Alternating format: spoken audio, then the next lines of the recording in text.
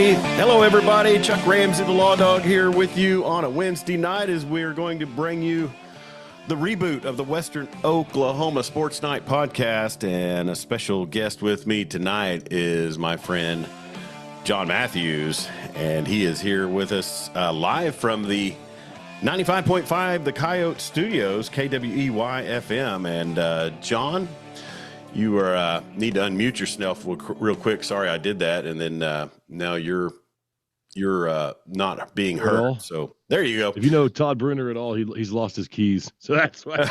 Well, dealing with that crisis. Man, hey, good morning. You know, good evening. Yeah, when you think about Todd Bruner losing his keys and the people that affects, I mean there are natural disasters that don't have as much hold.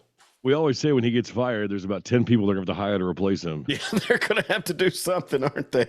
I don't want that job. Not at all. No, me and you either. How you been? Long time no see. Man, I saw you up last night on the, where are you now, on the upper level? Yeah, we go up top. I was too fat to get in the little small tables that are, by the way, this is Western Oklahoma Sports Night. We're live streaming on Facebook at Lawdog Sports.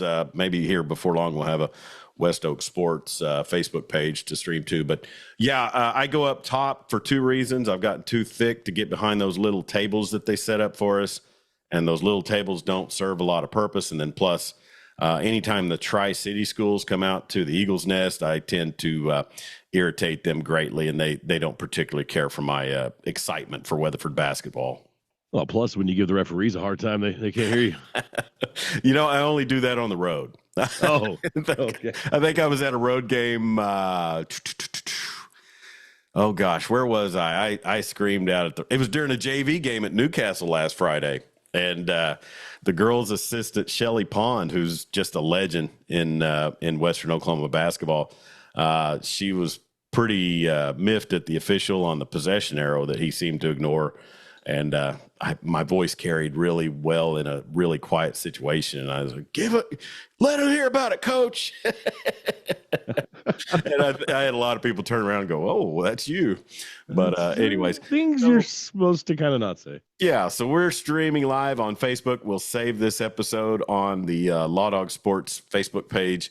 And the Twitter and Instagram, as well as our podcast pages, SoundCloud, Spotify, Amazon, and Apple. Also on YouTube, and you can find all of those links at lawdogsports.com. So, Jon, man, you do a early morning show. I'd love to be on there more often with you, but gosh, I'm retired and just, you know, it's one of those things where I just can't. I can do a 7:30 appointment with you guys, but it's so hard to do much else. And I know you've had a couple times where you've wanted me to come in and do the morning show with you, but Bub, it's so early. It's a struggle. No, I get it. It happens. It's early in the morning, but we miss you. We need you more. Yeah, I'd love to be on there more. I wish you and I really had a regular thing. Maybe we can get some critical mass going with this and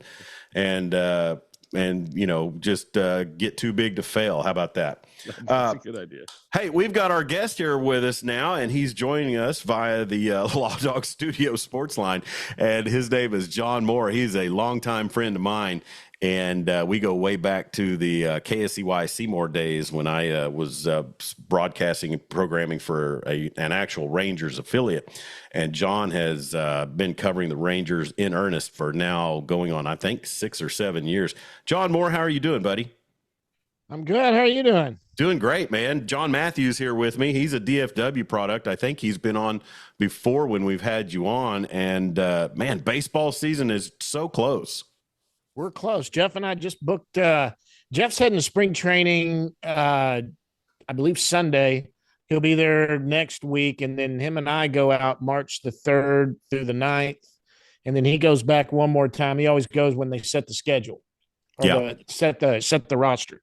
Well, just so I'm clear, you are the host of the Rangers Today baseball podcast, right? No, so what we are, so let me. No, that's okay. So this is kind of a lot has changed. So yeah, we were Rangers Today for 3 years. And then I don't know if you've seen All City Sports came to the DFW Metroplex. It's DLLS. There's DLLS Rangers, Mavericks, Stars, Cowboys. And we've become part of that. Jeff's a full-time employee with them now. He's their beat writer and covers them and hosts a daily podcast.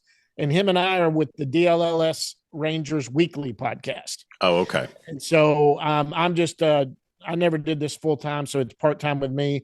We still do a weekly show, and I'm still credentialed through them now. Okay, so what I've looked and I've subscribed to the proper. After all that, I am subscribed to the proper YouTube channel. That's where your content is. We still have our content channel, but it kind of you need to go to DLLS to get the daily shows. Okay, where Jeff is. I'm not on the daily shows. I'm just on the weekly, but I am part of DLLS. Okay, so we'll get there eventually, I promise. And I noticed John Radigan is part of that too, a long time voice of Rangers broadcasts. Yeah. John and Jeff host a daily show covering the Rangers. Okay, so a lot of great content there, and you'll also have a lot of great content with Jeff Wilson and you and on the weekly show. And also, folks, if you want to follow John more on social media, he's on Twitter a lot at Recliner Nerd. And like I said, we've been working back and forth off and on. I know since at least 2018, 2019. 2019. I knew it was pre-COVID back in the old KSEY days, but you've come a long ways, but you've had a lot of things going on with family and things like that. So talk about where you're at right now on top of this broadcasting and this podcast venture you have going on. Well, as far as Rangers coverage goes, that's really it. It's been, I started out with Dallas Sports Nation a long time ago. I moved to Rangers Today with Jeff, now with DLLS. In my personal life, of course, I've always I have a real estate investment company that I've had, and I do real estate and property management. I've been doing that now for 22 years, and manage property and buy and sell and do a bunch of stuff like that. But other than that, I'm happily married, got 3 kids grown up, and my youngest, which you'll hate, but he just got accepted to the University of Texas. Yeah. And that young man, everything that young man's been through in his youth years, I'll give him a pass. I'll go easy on him. Believe it or not, here's what you're really going to be mad at. This is what you really hate. He had applied to about 5 schools, and Texas was kind of an afterthought, but he had gotten a real high score on his ACT. But we didn't visit Texas. We weren't going to visit Texas unless he actually got into Texas. And it was a long shot. He's not top 5% of his class. He had a great ACT score, but I think he got in off an essay he wrote, an essay for those that don't know. But I know he went through something his freshman year, up for his freshman year of high school, had what was diagnosed then as a brain tumor, turned out not to be a brain tumor, but he had brain surgery and ended up being paralyzed for about a week, had to learn to walk again and all that. Got out of sports because of that year. He couldn't play sports and got into robotics and engineering. He wants to be an engineer, and he kind of wrote an essay about that. And so, but if he had not gotten into UT, he would have gone to OU. That was his school that we loved it. We went and visited it. It was a great school. It's a great campus, everything. And, it's really important on these tour guides to make it important. And OU did a fantastic job. We went out to Mississippi State where he got into. They did a great job. A&M we went to. Their campus is nice, but their person that did it that day, I'm not saying they were bad at it, but they did not sell it. When we left, he was not particularly. He's like, I don't know. Was he in overalls and kind of doing a thing like that while he was touring? Yeah. I think it was wearing the buttless chaps that they wanted him to wear. Kevin wouldn't like that, would he? No, but so they. I'm kidding about that, obviously, but it just wasn't his thing. And then we got word on the early applicants. He got into UT. We ran down to Austin last 2 weeks ago, and he loved the campus and loved all of that, and made his final decision this past weekend. Well, congratulations to him. I mean, I despise the University of Texas, but there's no way I could hate Kevin more. And to tell you how bad it is, John, I quit drinking because I love Tito's vodka, but when I saw how much Tito donates to the University of Texas, I said, well, I can't drink that anymore. Well, absolutely. And I realized I can't drink vodka anymore. So, just give it up altogether. So yeah, my point's always been, people talk about it's called sports hate. You're allowed to sports hate any player, any team, anything. Yeah. You never wish personal injuries. You don't want to see anybody. In fact, I have sports hate for a lot of baseball players who I've met personally who are wonderful people. that especially what's his name from the Astros that kills the Rangers. DH. No. Alvarez. Yeah, Jordan Alvarez. He was at the All-Star game and talked to him for a little bit. He was a really nice guy. Really, but he kills the Rangers. So. Yeah. You got to have a little sports hate that way. So, but I mean, I grew up a UT fan. I'm kind of living a dream here. I know you're a big OU fan and doing all that. It's fantastic when you're going there. This whole time you're telling me we're not allowed to wish for injury? Because you should hear some of my prayers. It's not good. John, you got your ear to the ground there in the DFW, and I know a Texas Rangers guy, but how do you think about the Dallas Cowboys right now? I mean, what's happened there? Are we going to be excited? So, let me tell you something. I have been saying this I'm a big Dallas Cowboy fan. I will root for the Dallas Cowboys every time they play a game. But since Bill Parcells left, and up until Bill Parcells came, I have not spent one dime or $1 on the Dallas Cowboys because of who their general manager is and who he thinks he is. And if you want to know the diehard reality, I am done. I've always been done with them. I actually kind of giggle at failure when they have it, when Cowboy fans, because to me, I keep thinking the only way this will ever get better is for the Cowboys to collapse and fall apart and Jerry to realize, but he's not going to. After this, I've realized he's not going to. And if he sees this somehow, I want to be real sure that he understands when I say this. The only thing he has ever done for this franchise ever is hire Jimmy Johnson and sign paychecks. He has no credit. I mean, he gets no credit for those Super Bowls. Yeah. I know he wants it. He can't stand it. He wants to think that, hey, I'm a part of that. You are not a part of that. There is no general manager in football that would have lasted 30-something years with not beyond two playoff rounds and make it back to at least an NFC championship game. None of them would still have their job. The only reason you do is because you're the owner and you get to do what you want. You're treating this like it's a toy, and that's what you're doing. And I give him credit. He's always put his money into the Cowboys, but he thinks he's a football guy. He refuses to admit that he's not a football guy. And I hope they go 1-15 and I can laugh the whole way to it. No. Here's the thing, John. You have to realize, Jon Matthews, that John Moore is like, how you have that good angel, bad angel on your shoulder. And for Dallas sports, John is kind of that bad angel. He's always going to shoot it straight. And he's just been killing Mavs fans this week online. Oh. And you got anything you want to pitch at the Stars, John Moore? I mean, hey, don't mess with the Stars. Hey, there's only two organizations that are run well right now in DFW, and it's the Dallas Stars and the Texas Rangers. And I want to be very clear. And I am a diehard. The Mustangs. Yeah, but we're talking professionally. Sorry. Right. So the Mustangs. Yeah. Hey, SMU was NIL before NIL was cool. I'm telling you, that's right. They're the OGs of NIL, baby. So the Dallas Stars are. I'm a diehard Dallas Stars fan. I love the Dallas Stars. I like the Mavericks. I'm not a big basketball guy, but I do like the Mavericks. I've always watched playoffs when they've got in it.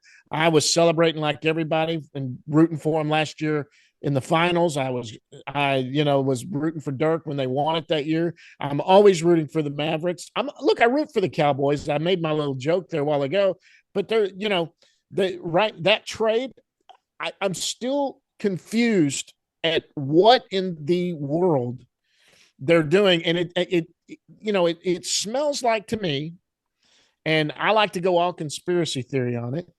It smells to me like they're looking to move this team because I'm a guy. They're going to Vegas. Oh yeah. I'm a guy that grew up in the Dallas-Fort Worth Metroplex. I'm 57 years old. I remember when you could go to a Mavericks game for $2, sit in the stands, and there wouldn't be 3,000 people there. Back in the old Brad Davis days, they were not good. So Union Arena. Rolando Blackman, baby. Reunion Arena. That's exactly what it was. And it was horrible. And look, I'm in the business of getting deals. And if you have a commodity like Luka and you legitimately think I want to move Luka, you open the bidding.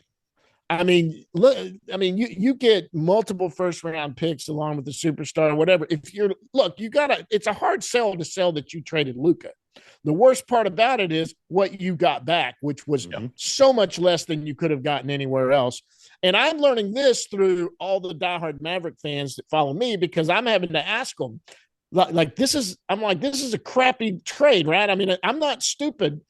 This is horrible. And they're like, oh my gosh, and they've been comparing it. Someone said it'd be like trading Bobby Witt Jr. to the Angels for Mike Trout, who's in the last years of his, he's older and doing all of that. But Bobby Witt Jr., who's a future superstar in this league, which it doesn't compare. They even say that doesn't even compare to how good Luka, top 3 in this entire, in the entire sport, in scoring and all of that. And if you've seen anything on Luka right now and the way he's reacted, he is heartbroken. You can see him sitting on the Laker bench. He's still in shock, I think. Yeah. Well, and the barbecue places, I'm sure he's going to miss in DFW and Papados and all that. Just bought a $15 million house here. Yeah. Yeah. Him and maybe he can sell it to that. Never mind. I won't go into politics, but anyway, yeah, I tell you, it's rough sledding right now for Dallas fans. But I tell you, one thing that can turn that around is some of the prognostications I'm hearing about the Texas Rangers, which is your wheelhouse. And you mentioned something earlier, and we're hearing, and we'll get into the Elvis Andrus Hall of Fame thing here in just a minute. But there's people that are banking on this Rangers team to really kind of make a comeback off of the bit of a slump season after the World Series. Well, they addressed the needs of what happened last year. Let's be honest, this team coming into last year, and you can't even blame the Rangers. Everybody, they win the World Series. They basically have 8 out of 9 starters in the lineup coming back. Out of that lineup that came back for 2023, they had the rotation coming back. I think what really happened was I think they were depending too much on they were just kind of depending too much on Wyatt Langford and Evan Carter. And I was one of the ones that said coming into 2023 2024 before the season started, I was like, look, Evan Carter was amazing on that playoff run, but nobody had a book on him. It's called a book, where they get a scouting report on you and they get a book on you and they go after you once you've been around the league for a little bit, and then it's your job to adjust to everybody. And I said, so if he comes in, he might hit 15 home runs, hit about 250, maybe about a 750 OPS. Well, you'd have thought I said he was a bust. And I was like, well, you got to understand, now we're talking a full season in the big leagues. And then everyone saw what Wyatt Langford did 2 or 3 months in the minor leagues. He comes in and hit 15 home runs or whatever, was hitting over 300 all the way up to AAA right before 2023 ended. Everybody knew he was going to make the team probably out of spring training. And everyone depended on him. And I said, same thing. This is a guy I know he's tearing up minor league baseball, but he's going to be in the big leagues. He's got to adjust. These guys are the best pitchers in the world. And look what happened by the end of the season. He had that September that was amazing. He was AL Player of the Month. But it took him a while to get adjusted. But you know what he never did? Evan Carter looked a little lost sometimes at the plate. Wyatt Langford all season never looked lost. He just looked like he just wasn't barreling the ball good. He got a lot of bad. For some reason, the way he stands, he was getting a lot of calls, third strikes that were not strikes. Well, and it's just going forward. I mean, you've got to think that the pitching staff is going to be loaded. Loaded, exactly. I think Eovaldi, right? That's a big deal. Sorry. Do I now go? What? I think Eovaldi, the $75 million, that's a big deal. Yeah, for them, the Rangers kind of stepping up. That was huge to bring him back, but let me make no mistake. The the best pitcher in all of baseball is on this team, and it's Jacob deGrom. And so I went out and watched him pitch last year in Double-A when he did his rehab start in Double-A. Look, we got to know David. Jacob, and you see him in the clubhouse. He's been injured basically since he got here. He pitched, I think he had 6 starts before the injury came and he had the surgery. He came back last year and he was healthy by the end of the year, and he made a couple of starts in the big league before the season ended. You ought to see the guy. I just saw him at FanFest. He's always a friendly guy. He's always been a very friendly guy, and he's always courteous and all of that. But this guy was bouncing around like a little kid in a candy store towards the end of last year. He's healthy, and you can tell he's healthy and he feels good. And he felt like he let everyone down. He did get a ring, a World Series ring and all of that, but he wants to be in the middle of it. So there are a lot of people that are pitching. I mean, look, you've got Eovaldi, deGrom, Tyler Mahle, John Gray, and then who do you go? Bradford, Rocker, Leiter. I mean, you go down, the depth is there. Yeah. For that rotation. And that 1-2-3 punch, Tyler Mahle, people forget how good he was before his injury. And now he's due back fully healthy.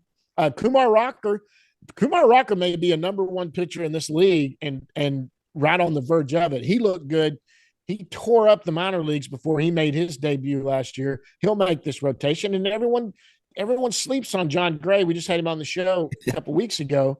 That's a guy, and people keep, I don't know if y'all saw this, but John Gray was asked by Jeff about being a closer. Yeah. And he's always kind of dismissed it. But Jeff said, what would it take? And he said, it wouldn't take much. He goes, I could do that. And he said, yeah, whatever this team needs, I could do that. He goes, it wouldn't take much. It might take a little adjustment for a week or two to get used to doing that, going back to back. But, he goes, it's a different game because you go in ramped up. Normally I have to build to ramp up and only ramp up for certain pitches or, because I have to have a little gas by the end of the game. He goes, when you go in to close, it's full gas when you go in. You're throwing as hard as you can. And, John Gray is a guy that touches when he's throwing his best. He's throwing 97 to 98. I bet he can get close to triple digits. Wow. February 12th, pitchers then report. Texas Rangers took a lot of flack on their social media for their post that said when they report, and it was a big old picture of Yu Darvish. Is that just an homage to him, or what was social media doing there? I know. I know the Gallows on there too. Yeah, I don't know. That's funny. I didn't see that. I guess I saw the deal today where they announced Elvis is getting in the Hall of Fame, which everyone knew that was going to happen. Yeah. But I don't know. There's been a lot of word out there that Yu Darvish misses Dallas. He really enjoyed it here. Yeah. I thought that was maybe a play, maybe getting him back. Could be. We're visiting with John Moore of I'm so sorry, John. Tell me once more. Yeah, the DLLS from All City Sports, DLLS Rangers Weekly Podcast. Rangers Weekly Podcast. All right, I got it down now. Old guys like me, man, you gotta be careful with changing up too much. And you'll be reporting, you said, you and Jeff Wilson out to spring training. Surprise, Arizona, is it still there? Mm-hmm. Yeah. So Jeff is going out. I believe he's going out this weekend. He's going to be there when they report. Okay. And that's when he usually goes out the first time. We're going to be out there March 3rd through the 9th. Yeah. And if you've never been to, I've told anybody that's never been to spring training, it's the closest you can get to the major league players ever. Yeah. It's like being at a softball complex, where there's 4 fields that are back to back and you just walk around on little metal seats all around. That's where you go. And the MLB players are walking around those 4 fields. They'll walk out in between and go from one to the other. Now they'll rope it off, but you can get right there close. You can stand up next to it, get photos of them. So, a lot of times they'll take breaks and some of them will sign. But some of the bigger ones don't sign as much, but you can get up close. You can watch Corey Seager take batting practice and stand literally, 20 yards away from him and just watch him take batting practice. Well, and that was something I was going to ask you about also. When you look at Seager and Simeon still manning the interior of that infield going forward, so many bright spots, so much outlook. What does the AL West hold that would be the biggest challenge for the Rangers to win the division? I would say right now the the best team. I think the Rangers are the best team in the West. I think their biggest challenge is probably Seattle. I say that not knowing where Alex Bregman's going, and there's rumors now he might come back to the Astros. I have been predicting for the last couple of years that the Astros were going to start to slide. They're just getting long in the tooth. They're getting older. Those windows close. Yeah, it's starting to close up, and so I think the window is closing up. I mean, they're always a team that can get hot and end up making a wild card or even winning the West, and doing that. But right now, as it stands, I don't think they have the pitching depth or the lineup right now to carry them to a World Series. And I say that, and that's something that they could do. I mean, but look, they have trash cans, so they're going to always have trash cans. So you just made a friend with Jon Matthews there. Yes, you did. Because John Moore was present during my divorce from Astros baseball back in the old Texas days. It's like, I mean, I hate to compare it to an abusive relationship, but it was kind of there with me, and you kind of hit that level where you can only take so much, and you just got to say, you know what, I'll see you guys. I had this other team I was kind of seeing on the side when they were in a different league, and I've been torn between two lovers basically. So the Rangers were your mistress there for a while. They were the side squeeze, and then the Astros just one too many mess ups, and I had to jump. So, but no, and for me out here in Western Oklahoma, I guess I'm just going to have to buckle up and get the subscription to FanDuel or whatever it is. Diamond, what is it? It's called Victory Plus. Victory Plus. Yeah. Now you can go to Victory Plus is the streaming service that you can stream. They already do it now for the Stars and the Mavericks. And I think every state that borders Texas is in the area that gets that. But then they are going to have a Rangers network, the Rangers network, and they've started their own network too, to be part of like DirecTV Stream, or if you're still on cable, and it might be, on those stream, like if you have Hulu Plus and stuff like that. I think that they might have it on there. Now, what they're doing with the Victory Plus, it's a one-time payment of $100, and you get every game for the year, okay. except for those national games, which you would get anyway. Yeah. On the national games. Well, go ahead. I'll happily spend the $100. Sure. If it's not on my streaming service. So yeah.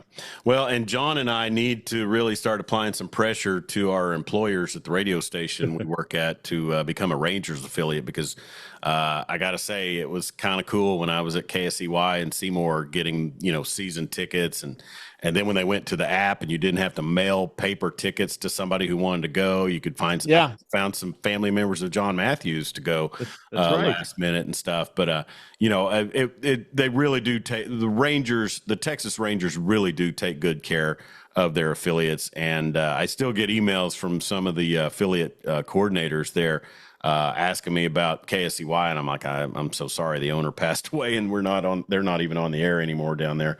But anyways, it's going to be an exciting season, and I'm looking forward to it. And John will be following you on Twitter X at Recliner Nerd, and also on the Rangers Weekly Podcast. You and Jeff Wilson. It's going to be a lot. John, before you get out here, though, I have a question about Jake Berger. Is that former first rounder? Is he just going to DH the whole season, or whose place is he going to?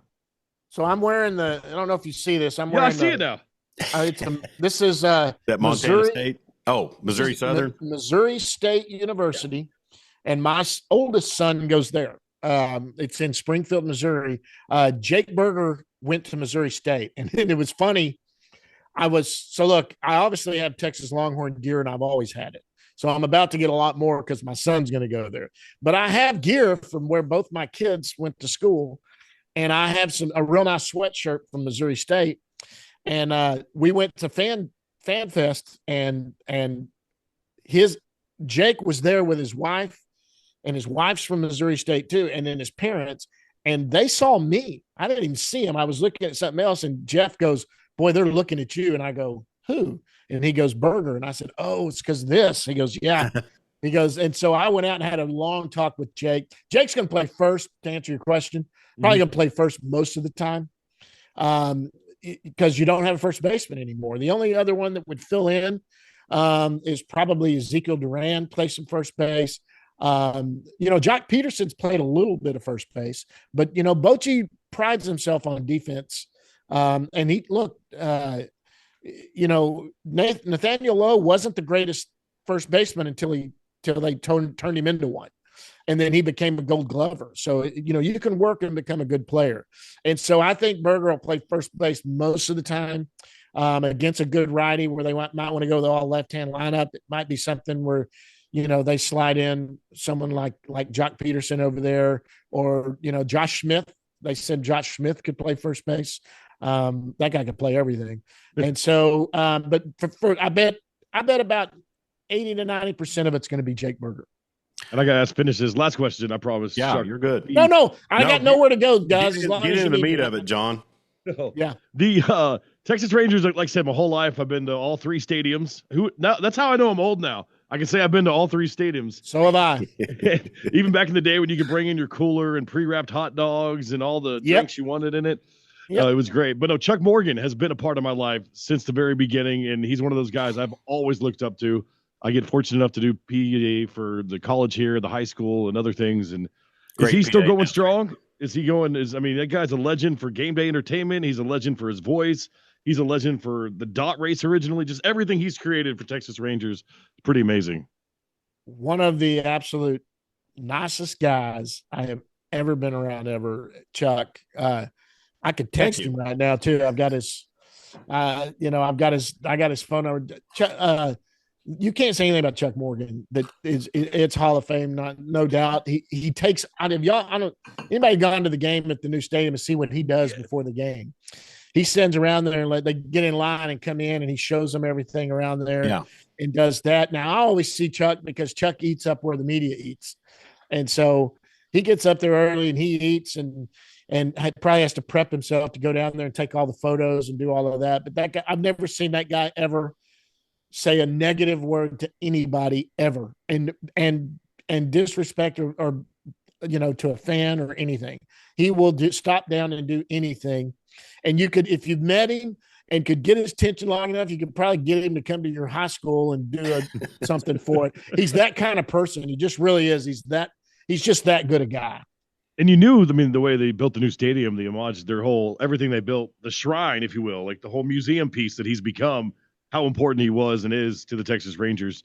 And I think he'll do it forever. Yeah. So that was his idea. When they came to him about it and they were drawing the plans and they asked his input, and he said, I've always wanted to be on field level. I've always wanted to be where the fans could be right there by me. He goes, I've always wanted to do that. And they built it right behind the home plate on that lower level concourse right there. He's hooked up to someone upstairs who plays all the videos and does all of that. And he sits there and does his thing. And he is just, if you go by there, there's a table at the back. There's a little table there and that was Nolan Ryan's table or desk or something that's back there that he got when Nolan left. He got that table and it's part of his little setup there.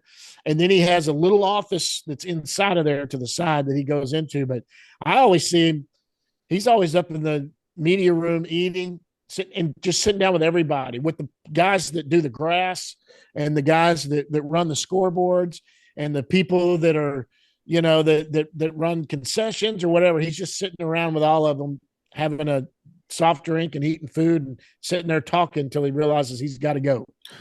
Probably one of the things I'll regret most about not taking advantage of when I was with the station in Texas was when they opened it up for Media Day and all the affiliates could get down there and really catch the behind the scenes game day experience. And that's something I'll probably regret down the road. I already do. But before we shut down and Seymour, I had gotten in contact with a kid from Abilene who's the organ player.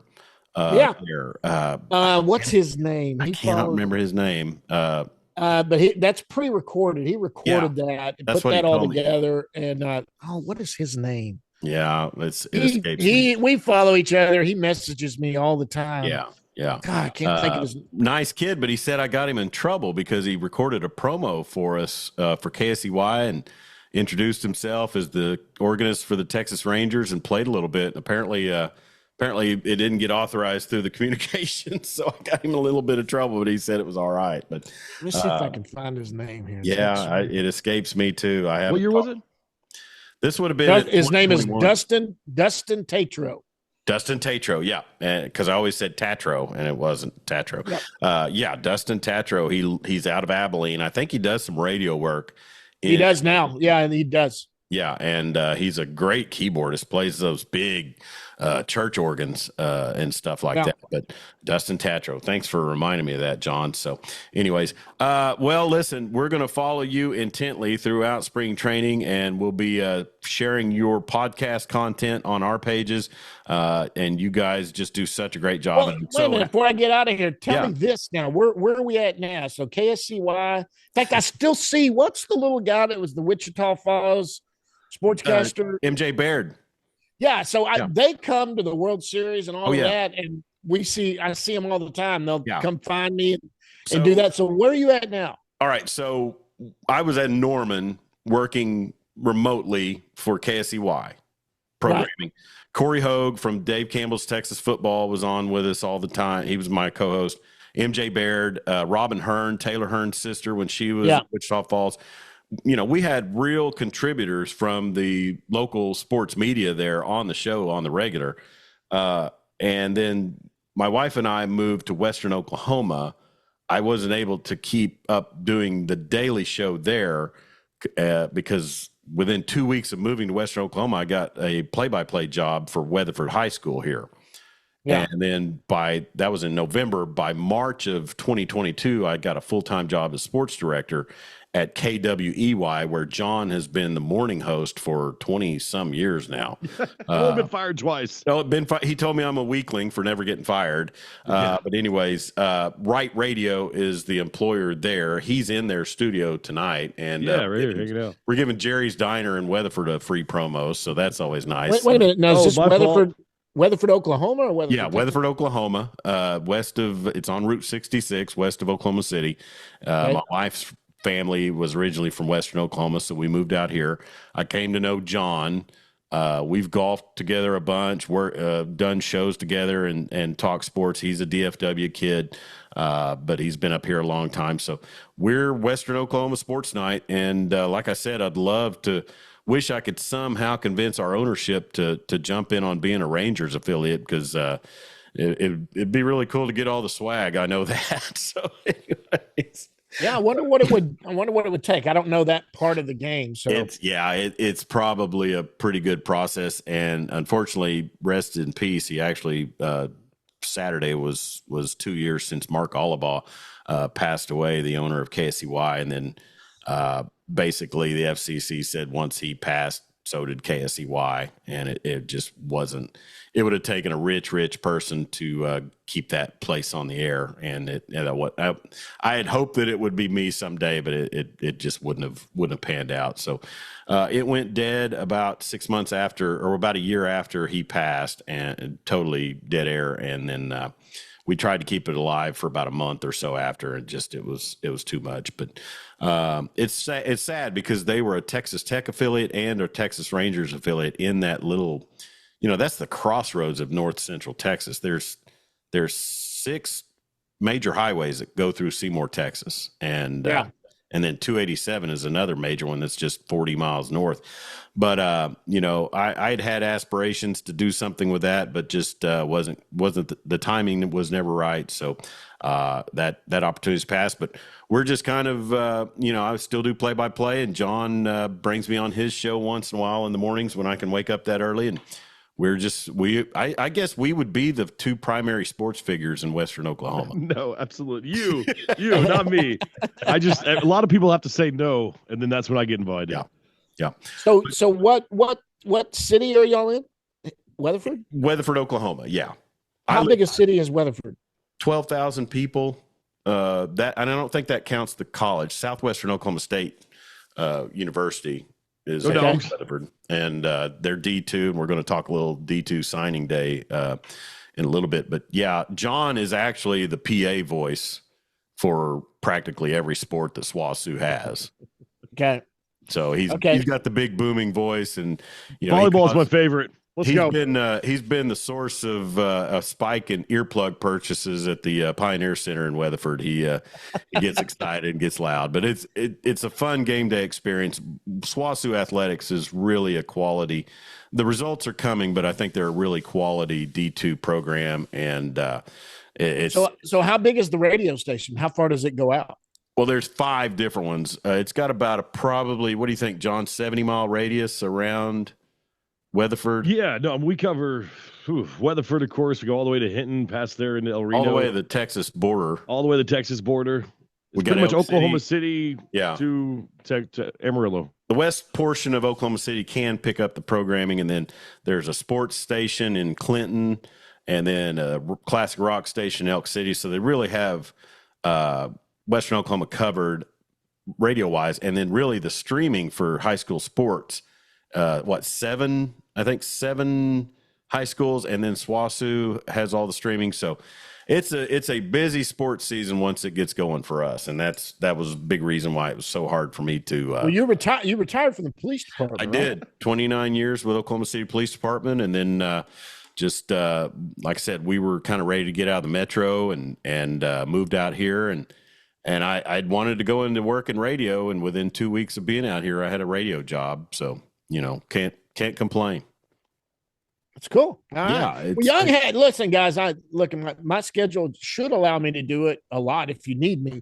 My deal is, like you said, we were trying to do it last week, and Jeff and I are in this kind of up in the air. DLLS we might be talking to them about some new stuff for me too, possibly.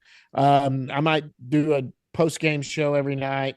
They do a pre and post-game show, one game a series. Mm-hmm. And I've kind of talked to him about, well, why don't you let me do like a post-game live show every night? And we've kind of talked about that and doing some other stuff with their daily show. I've just told them, look, you've got me if you need me. Yeah. And so they had their corporate meetings up in, I think in Colorado somewhere. And the program, I guess you call it program, it's all streaming. It's not a radio station. But they're back now. They're trying to, they have a website. Jeff's stuff's all out on that website. I think you pay $48 a year and you get all 4 sports covered, and also TCU's in there. I think they're doing some SMU stuff and all of that. It's all DFW. Good deal.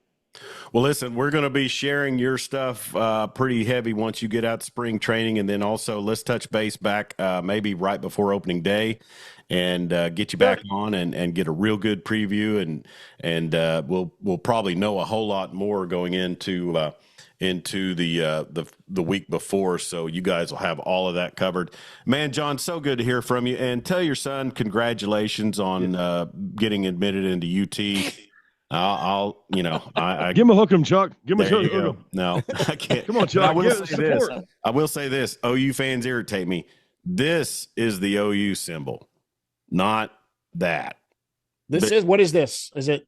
It's just, at games, you're just always, kind of waving that index finger. Okay. We've been number one so much over the years, Well, listen, of all the Texas rivals, the one I respect is OU, because because they're national champions. Their teams make national championships. They're good athletically, and it's funny that people come in from A&M and try to think that they're in the same level right there. Yeah. And look, A&M's a good school. It's a big school, and they have a lot of money, but they haven't won anything. And they're still paying off Jimbo, so they got that going. Hey, yeah, Jon, that's a funny one. Thank you so much for joining us, buddy. So good to hear from you, and good luck in Surprise, and we'll look forward to following you and getting all you guys updates from spring training. You got it, guys. Thanks for having me on. Thank you. He's Jon Moore from DLLS Rangers Weekly Podcast. Got it right that time, Jon Matthews. And man, what a visit with Jon, and baseball season's just about upon us. Hey, I can't wait. We'll be on Radio Row this time next year. Yeah, Super Bowl. We need to figure Dallas that Cowboys out, fans. John's going to come with us. That's right. Throw it in there. Real quick, SWOSU Football gets their signing day today. Coach Andrew Rice, I saw him visit with Mike Smith, the voice of the SWOSU Bulldogs. Dig this, 44 total signings, 23 coming in this semester. 7 Texas high school, 16 Texas total, and 14 Oklahoma high school kids. And I'm telling you, some of the names on this list, Jeremy, I kind of recognize from some football coverage. 2 Weatherford kids, Steele Chisholm and Nick Jett. Nick Jett, fitting of his name, he's got the Jets.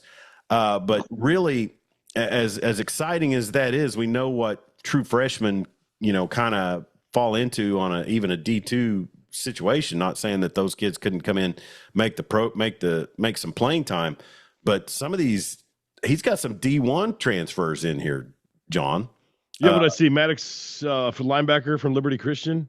Yes. Let's see. Matthew Miles, linebacker, 6'1", 230, transfer from South Florida.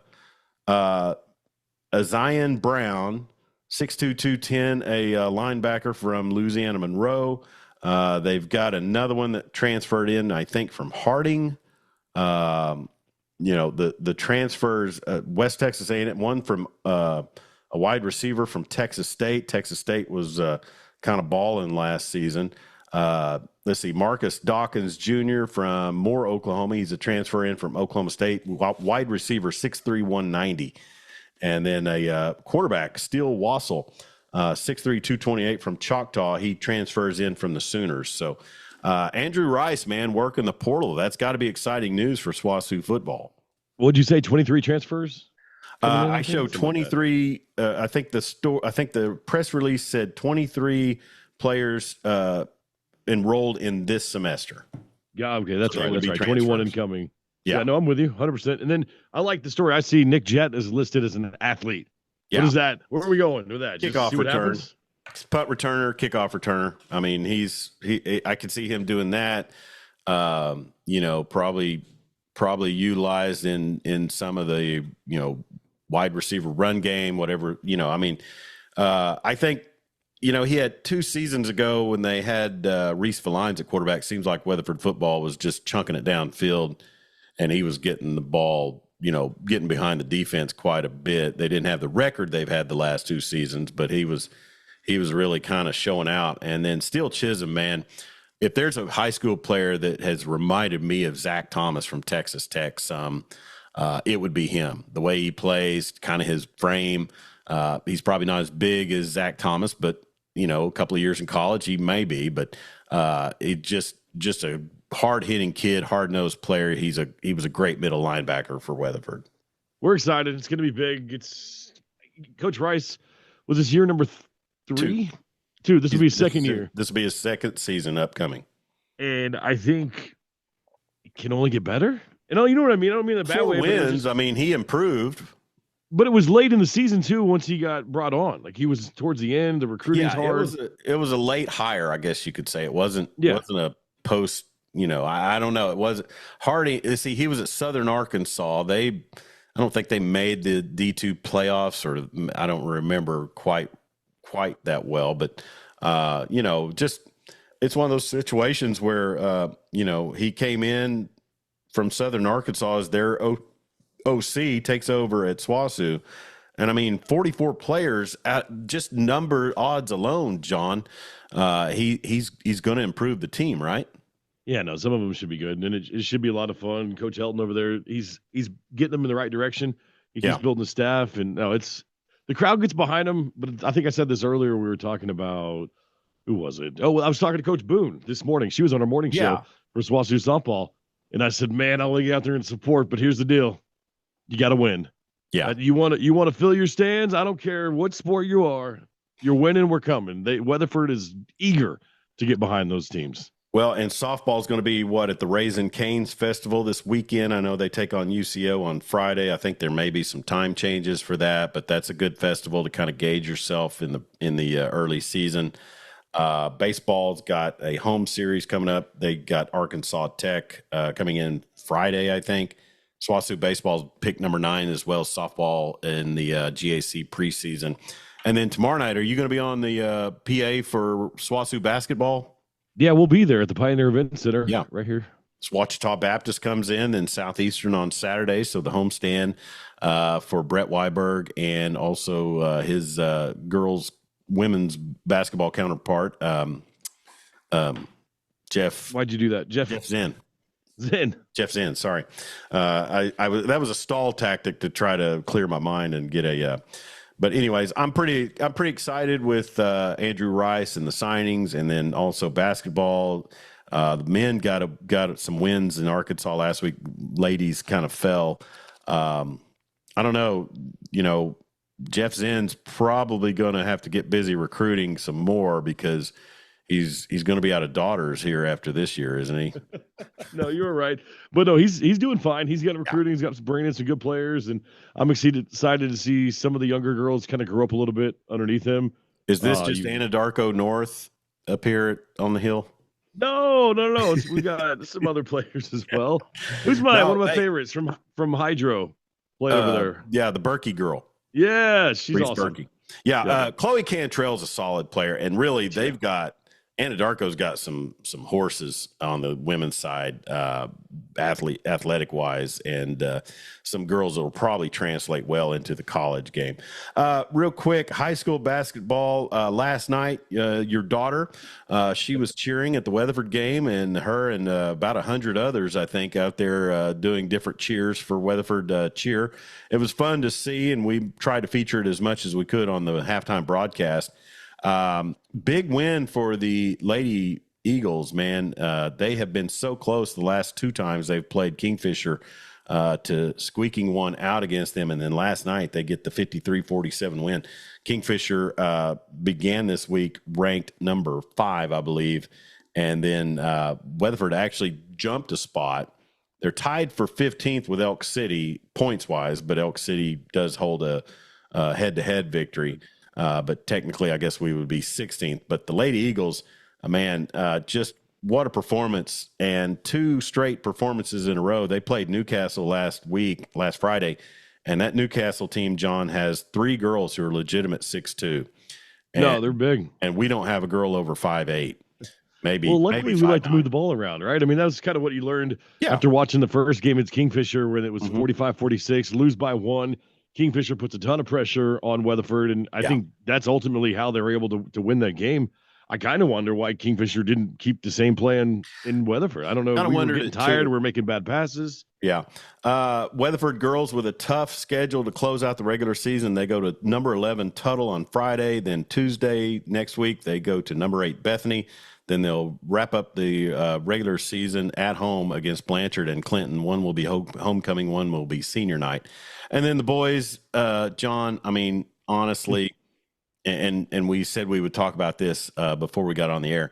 It's such a mind trip when I came in 2021-22 to see how Kingfisher had the bluff in on Weatherford so hard for 2 seasons.